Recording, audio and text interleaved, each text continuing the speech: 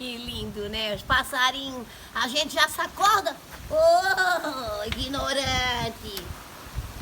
Eu tô aqui curtindo os passarinhos, já me vem dar com isso aqui nos cornos.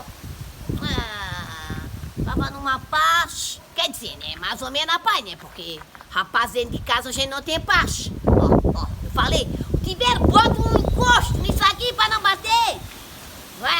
Vai, vou atrás dele mesmo, né? Pedi pra ele pegar uma lenha pra nós fazer uma fogueira antes que acabe o mês.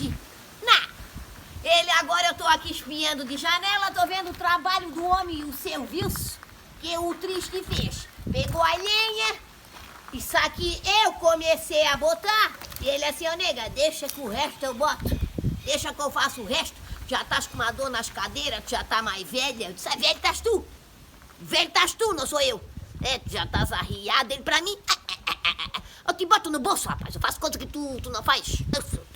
Aí ele assim, deixa que eu faço. Tá bom, Tibério, então termina a fogueira. Eu quero fazer uma fogueira bem harta. Olha ali, a lenha seca ali, ó. Criada no monte, ó. Tá ali no monte, ó. Pois ele não foi capaz de botar aqui em cima. Coisa bonita.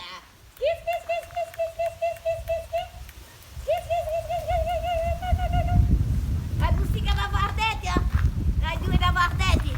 Ei, tua mãe tá em casa? Diz pra ela que depois eu vou lá levar umas coisas que ela encomendou. A tua mãe é? Não, mas gente, não é demais, gente. A gente pedir nem um graveto. Eu falei, Tibério, termina pra mim, nem um graveto triste do homem foi capaz. Agora tô eu aqui espiando. Isso aqui também, ó, a coisa fica lá, ó. Ela tem que ter um encosto lá, ó, pra ela aguentar. Já pedi pra mais de 8 meses, ó, aí vem ela, ó, dá na venta da pessoa, ó.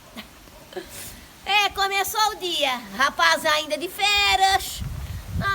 Não mudou nada, gente, não mudou nada. Até quero ver se a professora só leva uma talhada de bolo, uma galinha pra ela, pra ver se ela não volta um pouquinho antes. Ou se não, se ela não pega uns três pra cuidar na casa dela mesmo.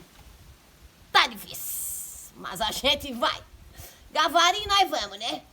Quero pegar uma ripa dessa, que dá na venta do Tibério, que ele vai ver. Não quero mais fogueira, não quero mais nada. Quero dar na cara dele, que ele vai ver.